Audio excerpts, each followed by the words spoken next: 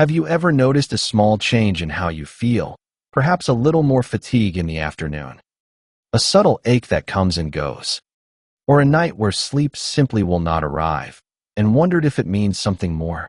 These quiet shifts are easy to dismiss as simply the passing of time. But what if they are not random? What if they are a form of communication? A gentle signal from a system that has been working silently on your behalf for decades and is now asking for your attention. The body rarely shouts when something is out of balance. It whispers. And the most important conversation happening within you right now may be one you do not even know is taking place. Today, we are going to explore what those whispers mean and why learning to listen to them may be the most important skill you ever develop for the health of your future self. You are listening to the Longevity Library, where we archive the wisdom of healthy aging. It is a curious feature of the human body that its most critical processes often unfold in silence. We are designed with a remarkable degree of redundancy and reserve capacity, which means that a system can be under significant stress for a long time before it ever produces a noticeable symptom. This is particularly true of our metabolism and the organs that govern it. We can feel energetic, appear healthy, and yet, internally, a slow and gradual shift may be underway, a shift that, left unaddressed, will eventually shape the trajectory of our later years. This is not a cause for alarm, but rather an invitation to understand the body on a deeper level.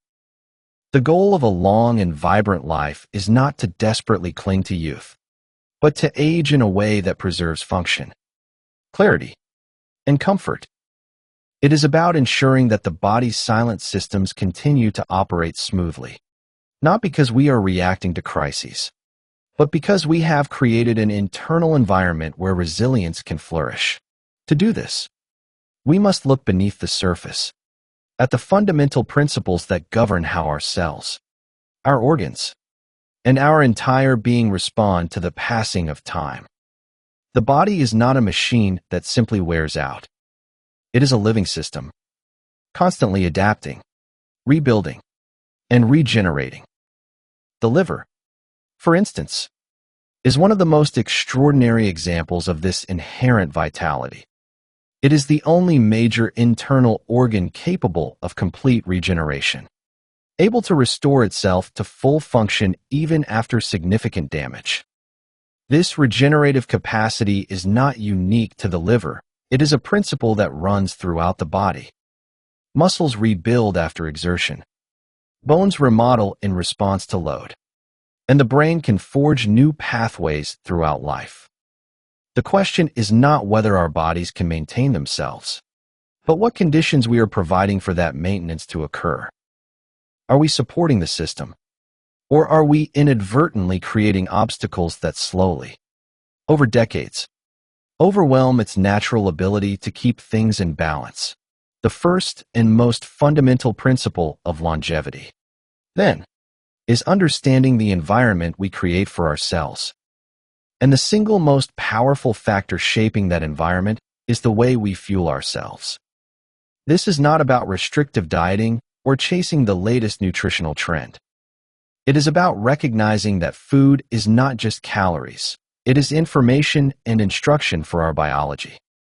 Every meal triggers a cascade of hormonal and metabolic responses that either supports the body's maintenance systems or slowly places them under stress. Perhaps the most significant shift in the modern food environment, and one that has occurred largely unnoticed, is the proliferation of what might be called refined starches and industrial carbohydrates.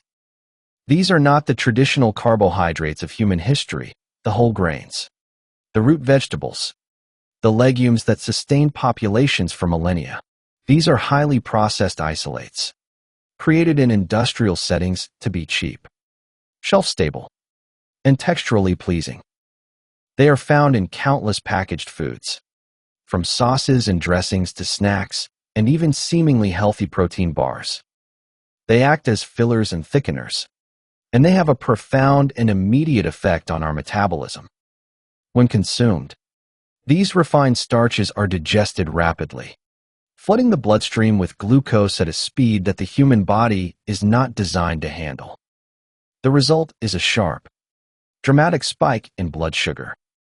In response, the pancreas releases a surge of insulin, a powerful hormone whose primary job is to move that sugar out of the blood and into cells for energy or storage.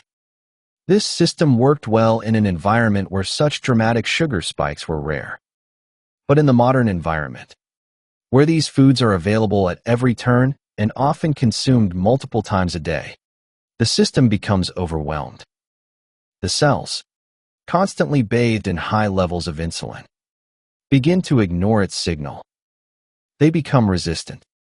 The pancreas, in response, simply produces more insulin to try to get the job done. This creates a state of chronically high insulin, a condition that has far-reaching consequences. It instructs the body to be in a constant state of energy storage. It tells fat cells to hold on to their contents and signals the liver to convert any excess sugar it encounters into fat. Over time, this fat begins to accumulate within the liver itself, a condition often referred to as fatty liver. This is not a disease of alcohol or of eating too much dietary fat, as was once believed. It is a condition driven by the liver's own response to an excess of refined carbohydrate. The liver, in essence, becomes a factory for producing fat from sugar, and then stores that fat within its own tissues, impairing its ability to perform its hundreds of other vital functions. This process is so slow and silent that it can proceed for years without any noticeable symptoms. The liver is incredibly forgiving and will continue to work despite being burdened. But eventually, the accumulation of fat begins to interfere with its core responsibilities. It becomes less efficient at regulating blood sugar, leading to the very swings in glucose that the body is trying so hard to avoid. It becomes less efficient at producing bile, the digestive fluid essential for breaking down fats and absorbing certain vitamins. And it becomes less efficient at filtering the blood, allowing metabolic byproducts that should be eliminated to begin circulating throughout the body. These inefficiencies, while silent at first, eventually begin to whisper. They manifest in ways that are easy to dismiss or attribute to other causes. A disruption in sleep, for example, particularly waking in the very early hours of the morning with a feeling of alertness or a racing heart, is often blamed on stress or an overactive mind. But it can also be a sign that the liver's ability to maintain a steady supply of glucose to the brain overnight is faltering. When blood sugar dips too low in the early morning, the brain, which cannot store its own fuel, sends out an emergency signal. It calls upon the adrenal glands to release adrenaline, a powerful hormone that forces the liver to release any remaining glucose. Adrenaline is a stimulant, and it jolts the body into a state of wakefulness. The adrenals are simply responding to the distress signal. The root of the problem lies in the liver's depleted reserves and impaired regulation. Similarly, a dull ache in the right shoulder, often mistaken for arthritis or a muscle strain, can be a referred sensation from the liver itself. The liver is encased in a thin capsule that is rich in nerves. When the liver becomes congested or inflamed, it stretches this capsule, irritating a nerve that travels up through the diaphragm and into the neck and shoulder. The brain interprets this signal as pain coming from the shoulder, even though the joint itself is perfectly healthy. Even the way we bruise can offer a clue. The liver is responsible for producing most of the proteins that allow blood to clot. A decline in liver function can mean a decline in these clotting factors, leading to a tendency to bruise more easily from minor bumps or for small cuts to take longer to stop bleeding. And the skin, too, can become a messenger, a persistent, deep-seated itch, especially on the palms of the hands or the soles of the feet, and often worse at night, can be a sign that bile components are backing up into the bloodstream and depositing in the skin. This is not an allergic reaction or a skin condition. It is a sign that the liver's ability to process and excrete its own digestive fluids is becoming congested.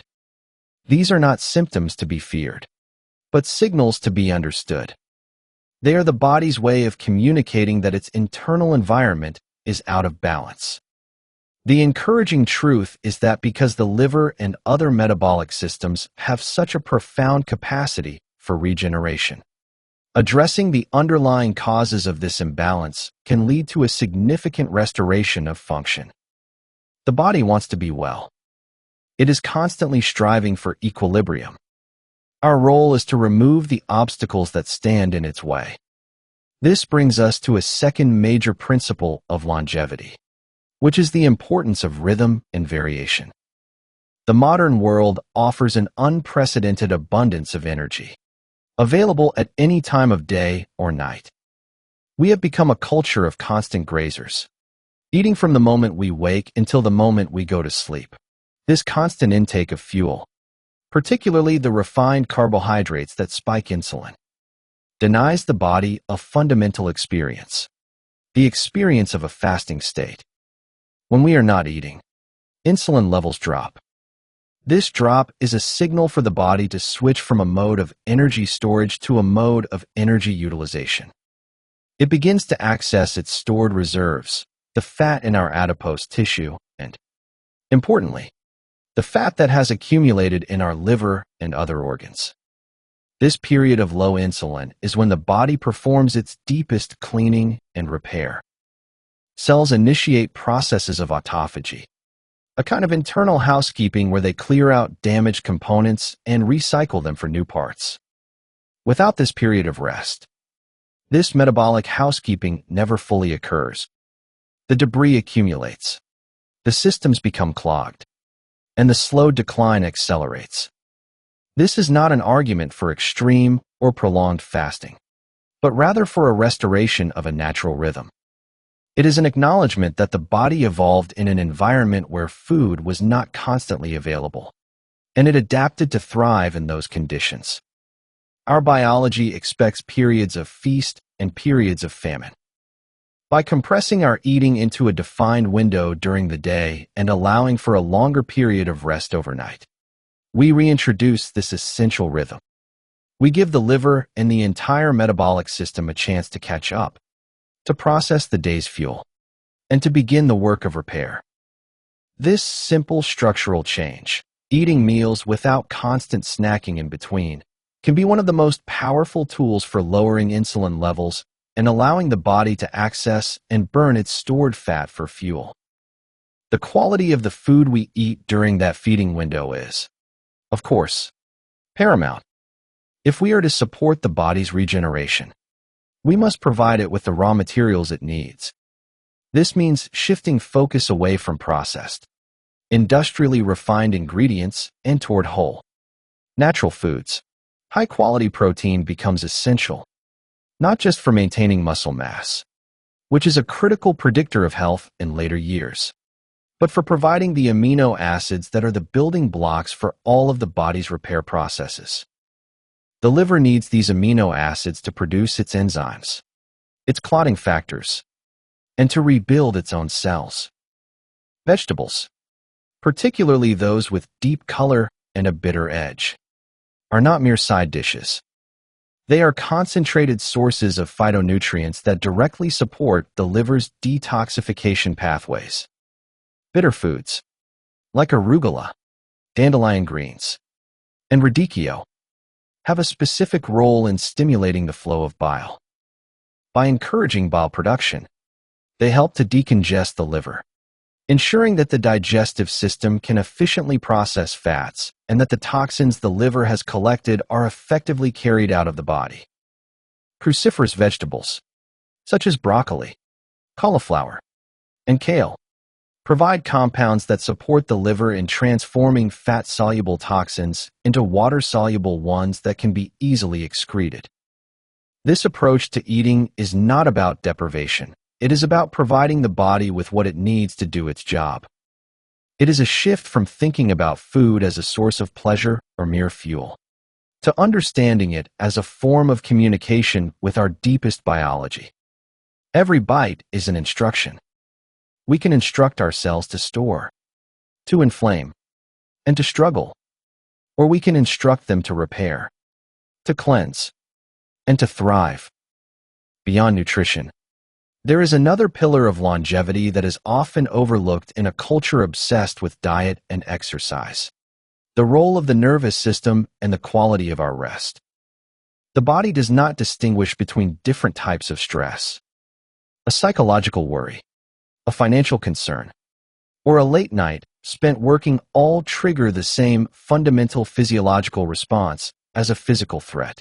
The body releases cortisol and adrenaline, hormones that prepare us for action by raising blood pressure, increasing blood sugar, and diverting energy away from long-term maintenance projects like digestion, repair, and immune function. This stress response is essential for survival in short bursts, but when it becomes chronic, it is deeply corrosive to the body. Chronically elevated cortisol promotes insulin resistance, encouraging the very fat storage in the liver and abdomen that we are trying to reverse. It disrupts sleep, and poor sleep, in turn, elevates cortisol further, creating a vicious cycle. Sleep is not a passive state. It is the body's primary time for maintenance. It is during deep sleep that growth hormone is released, tissue repair is accelerated, and the brain clears out metabolic waste. To neglect sleep is to systematically undermine every other effort we make to support our health. The correlation between inadequate sleep and a wide range of age-related declines is well established, and it speaks to the fundamental importance of this nightly reset. Creating the conditions for good sleep is therefore not a luxury, but a necessity. It involves regulating the nervous system, not just at night, but throughout the day.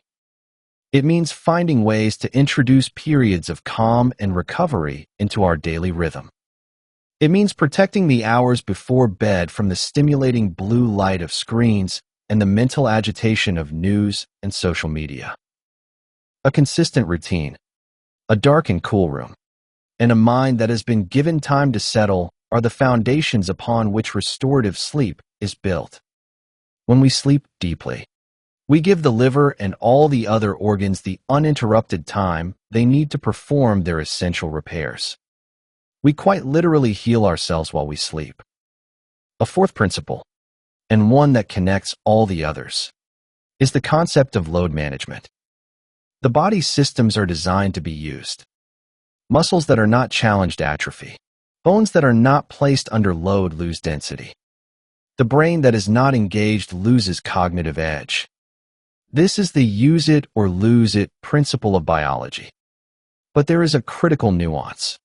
The load must be appropriate. Too little load, and the system weakens. Too much load, without adequate recovery, and the system breaks down. This is where the philosophy of longevity diverges from the philosophy of athletic performance.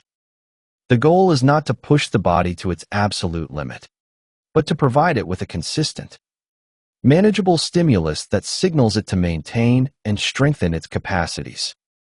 For someone in their 50s or beyond, this might mean prioritizing consistent, functional movement over sporadic, high-intensity workouts. It means walking regularly, which is excellent for cardiovascular health, joint mobility, and even cognitive function. It means incorporating strength training, not to build bulky muscles, but to preserve the lean mass that is so critical for metabolic health, balance, and the ability to perform the everyday tasks of life. It means including activities that challenge balance and flexibility, like yoga or Tai Chi, which help to prevent the falls that can be so devastating in later years. The key is consistency and progression, not intensity. The body adapts to the demands placed upon it, but it adapts best when those demands are predictable and gradually increased. This approach respects the body's need for recovery. It acknowledges that the repair work happens in the spaces between the loads, during rest and sleep. By managing the load we place on our musculoskeletal, cardiovascular, and even cognitive systems, we send a clear signal. Maintain this. Strengthen this. Keep this for the long term. There is also a load that is not physical, but exists in the realm of the mind and spirit. Human beings are social creatures, and a life of isolation places a unique and heavy burden on the body. Loneliness has been shown to have physiological effects comparable to smoking or chronic illness. It elevates stress hormones, increases inflammation, and degrades cognitive function. The need for connection, for a sense of belonging and purpose, is not a soft, emotional concept. It is a biological imperative. Engaging with others, contributing to a community, and maintaining meaningful relationships are as vital to a long and healthy life as any diet or exercise program. Similarly, having a sense of purpose, a reason to get up in the morning, is a powerful protective factor. It could be a career, a volunteer role, a creative pursuit, or caring for family. Purpose provides a structure for our days and a motivation to take care of ourselves. It orients our behavior toward the future and gives our brains a constant source of engagement and challenge. The brain, like a muscle, needs to be used. Learning new skills, engaging in complex conversations, reading deeply, and pursuing creative interests all help to build cognitive reserve, a kind of buffer that protects against age-related cognitive decline. When one neural pathway becomes damaged, a brain with high cognitive reserve can reroute functions through other, healthier pathways. The environment in which we live, both our immediate and our global environment, also places a load on our systems. The air we breathe, the water we drink, and the products we use on our skin and in our homes all contain a complex mixture of synthetic chemicals. The liver and kidneys are designed to process and eliminate foreign substances, but they were not designed for the constant, low-level chemical exposure that is the hallmark of modern life. Pesticides, herbicides, industrial pollutants, and the vast array of chemicals used in plastics and personal care products all add to the liver's workload. While it is impossible to avoid them entirely, it is possible to be mindful, choosing organic produce for items known to have high pesticide residues, opting for natural cleaning and personal care products, and ensuring good ventilation in the home are all practical ways to reduce this burden. It is a form of load management for the body's detoxification systems. When we step back and look at these principles, supportive nutrition, metabolic rhythm, nervous system regulation, appropriate physical load, social connection, and environmental awareness, a coherent picture begins to emerge. Longevity is not the result of a single miracle pill or a heroic intervention. It is the cumulative effect of many small, consistent choices that align our modern lives with the biology we inherited from our ancestors. It is about creating an internal and external environment where the body's innate regenerative capacities are not just tolerated, but actively supported. The body is not an enemy to be fought, nor is it a machine to be driven until it breaks. It is a garden. The soil is our metabolic health. The climate is our stress levels and sleep. The water is our nutrition. And the sunlight is our social connection and purpose. We cannot force a plant to grow by pulling on its leaves. We can only tend to the conditions in which it naturally thrives. We can remove the weeds of processed foods and chronic stress. We can enrich the soil with whole, nutrient-dense foods. We can ensure it gets the regular water of movement and the restful darkness of night. We can protect it from the harsh elements of environmental toxins. A garden that is well tended does not burst into bloom overnight. Its progress is slow and steady, visible only in retrospect. One day, you notice that a seedling has grown taller. Another day, you see the first buds of a flower. The results are not immediate, but they are inevitable if the conditions are right. The same is true for the human body. The shift from a state of slow decline to a state of gradual renewal does not happen in a week or a month. It happens over time. As the body, finally free from constant metabolic stress and provided with the raw materials it needs, begins to quietly and efficiently do what it has always wanted to do: heal itself. The whispers of imbalance, the subtle signs of a system under strain, are not a diagnosis of inevitable decay. They are a form of feedback, a gentle nudge from our biology suggesting that a course correction might be wise. To listen to these whispers is to practice a form of profound self-respect. It is to acknowledge that the body has been communicating with us all along, and that we have the capacity to understand and respond. The path to a long and vital life is not about escaping the passage of time, but about aging so gracefully that the passage of time becomes nearly irrelevant. It is about building a body and a life so resilient that the years, instead of eroding us, simply add another layer of depth and wisdom to a system that remains, at its core, vibrantly alive. The single most important truth to carry forward is this: your body is not your enemy, and it is not a machine destined to break down. It is a living system, endlessly capable of renewal, and it has been communicating with you all along. The whispers are not warnings of inevitable decline. They are invitations to understand, to adjust, and to participate in your own thriving. If anything in this reflection has stirred a thought or a question, we would be honored if you shared it in the comments. And if you would like to continue exploring the quiet architecture of a long and vital life, we invite you to explore the other volumes here in the Longevity Library, and to subscribe so that you never miss a new addition to the archive. This is the Longevity Library. Listen, learn, and live longer.